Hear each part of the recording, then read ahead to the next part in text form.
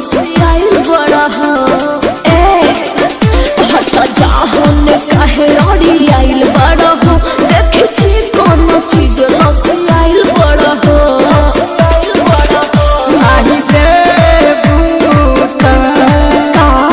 देबू तो होसे बिगाड़ हो जाई जाने बीचे बजरिया में मार हो जाई नहीं देबू तो होसे बिगाड़ हो जाई जाने बीचे बजरिया में मार हो जाई। अरे हटा दिना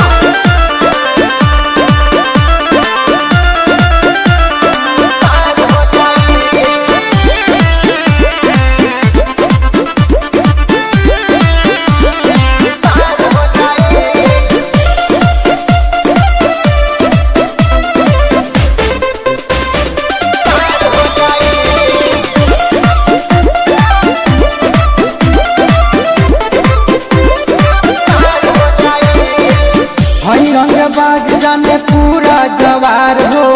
कुछ न कर पाई भाई तो हार हो। अच्छा तो बुझाइए जाए